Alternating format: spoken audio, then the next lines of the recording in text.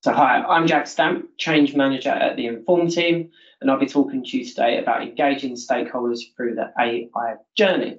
So a people-first approach matters now more than ever as we move towards this exciting new world of AI.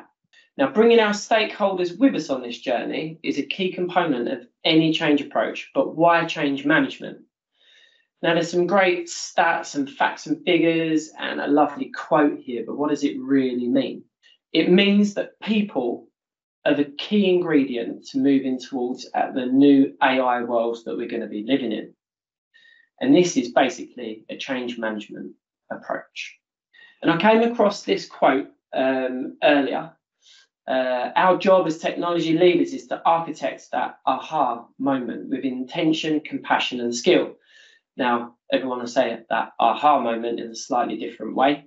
But essentially, this is where our stakeholders will get a sudden insight and realization of how this AI can help them. It's an incredibly important part of our job and most rewarding as a change manager when we unearth that aha moment. And this is what we need to do through stakeholder engagement. So, how do we do our stakeholder engagement? Well, there's a lovely life cycle that you can see here.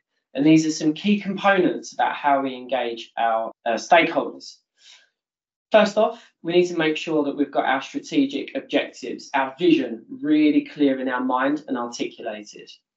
We then need to identify the stakeholders we're going to be working with, put them into groups of influence and interest. We then need to understand and assess the stakeholder relationships. And this is where you'll see from change managers, us mapping stakeholders and stakeholder groups onto grids, and again, assessing their influence and interest. We then need to define the stakeholder engagement approach and actions. But to do that, you need to dig a little bit deeper. We need to understand our stakeholders' interests, their issues, attitudes, and the desired support that they're going to need. On top of that, who's going to manage that relationship with these stakeholders? And what actions are involved in that. From here, we can develop a communications plan. In the communications plan, we can look at personalising how we pass on information to our stakeholders to meet their needs.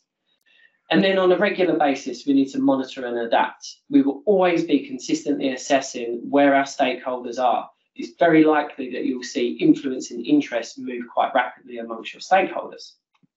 So engaging stakeholders through a change management framework, what does it look like? In the early stages, which we've called here establish, we'll be looking to build the foundations for our stakeholders. We'd be looking at the clear vision, how our target products will be used and the narrative around that. We'd be identifying those stakeholders. As we move on, we'll then be looking to excite your stakeholders. This is where we can really drive awareness and enthusiasm through communication and other means to really sell the benefits and get buy-in of the new AI that's on the way. Equip kind of talks for itself. This is where you're going to be giving your stakeholders the knowledge and skills with the AI solutions you're going to be using. You can do this in a number of different ways, from modular training, communities of practice, which Microsoft talk about quite frequently, and of course, open communication, which should run the whole way throughout your change lifecycle. Then we come to embedding those changes. And we do this by celebrating success, telling the stories of the lessons learned, and proactively collecting feedback. So, what can we learn from our history? Now, for millions of years, we've been working together in groups. We've overcome and embraced new technologies and problems throughout our history, doing it in groups. The reasons for this is basically maintaining social norms and giving us a safe space to embrace new ways of working and technologies. So how do we harness this and how do we bring our stakeholders with us?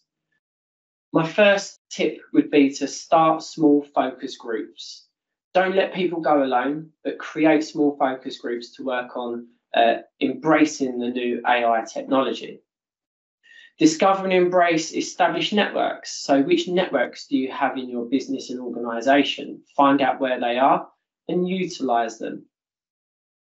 Form new networks and groups, such as champions, early adopters, and as Microsoft state communities of practice.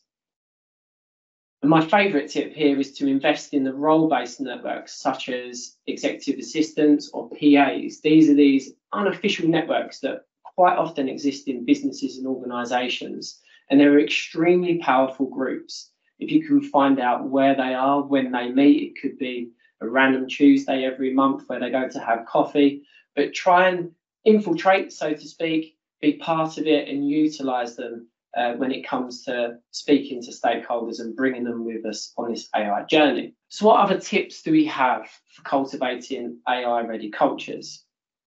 It's all about demystifying AI. Provide clear information about exactly what people are going to be getting.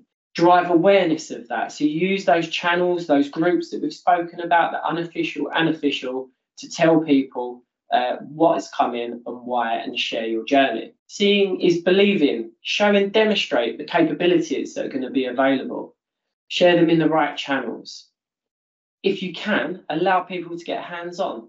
Can you give your local champions or super users access to the AI tools earlier than usual to allow them to contribute to the ongoing evolution? Open and regular feedback. Super important if you want to avoid corridor whispers and fake news, because it will happen.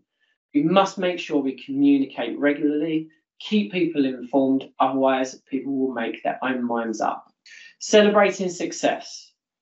Use the powerful stories that us humans can bring to share the successes that we have with AI, and it will bring so many of your teams and people with you.